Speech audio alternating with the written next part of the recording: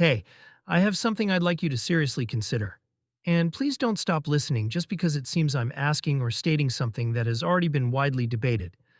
So if I told you something like they are planning to take him out, or they are the ones who are actually running the government or pulling the strings, who would you assume I'm talking about? Who is they?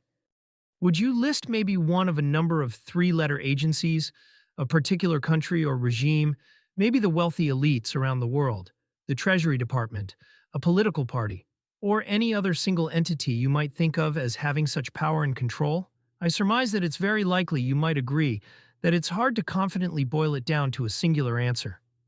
You might argue that it's an ideology, or a carefully coordinated effort among many different agencies, powerful individuals, or the like. So here's the first question I'll ask that starts us down a path you likely haven't considered. Okay, can you recall any group of people of appreciable size who seem so like-minded, well-coordinated, ideologically aligned, and highly motivated, albeit in many cases, seemingly blindly following some ideology like we see today? I'm talking about rigid beliefs which are so counter to what you believe that you find it impossible to find within them any common ground?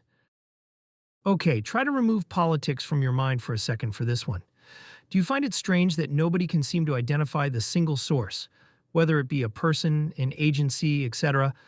I'd challenge you to identify any group of people so perfectly aligned in terms of values, beliefs, or behavior without being able to identify the source of that alignment.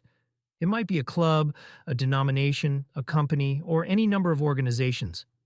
It might be a common influence of a particular leader. But my guess is that you would quickly be able to name a single person or organization to which they are aligned. Okay, so now I'll ask you this. Could the single source that is they simply be Satan? Now, many of you just thought to yourself, well, of course it's Satan. We're fighting a spiritual battle. Many of you may wish you were in this cartoon so you could lovingly share some scripture with me about this spiritual wrestling match. But, Hey, that'd be me. whoa, how'd you do that? Never mind, go right ahead, sir. Hold on there, son.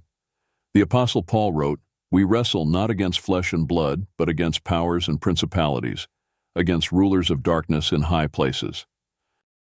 Okay, wow, thank you, sir. Anytime. Here's where you have to get honest. If the answer, Satan, is so obvious, why wasn't Satan your first answer? Now, I obviously don't know who they is or are, but why wouldn't Satan be the obvious answer? You may be among those like myself who believe in God and likewise believe the devil is real, cunning, and in the business of destruction. And you probably have your own personal image of what heaven is and how the future will unfold, according to what you've learned from the Bible, or other influences. Still, regardless of how strong your faith is, I'm guessing it's still a challenge to grasp hold of anything you can't experience through all or at least most of your physical senses. Face it, we're talking about a spiritual being here that we don't have the ability to fully conceive. I'm not trying to make claims I can't prove, only sharing some thoughts and asking questions.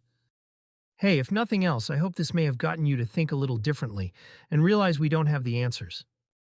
Regardless, it doesn't mean we shouldn't keep seeking. I'll leave you with this. Stay on your toes, and stay off the toes of others until yours ache enough with concern you just can't help it. Thanks so much for listening.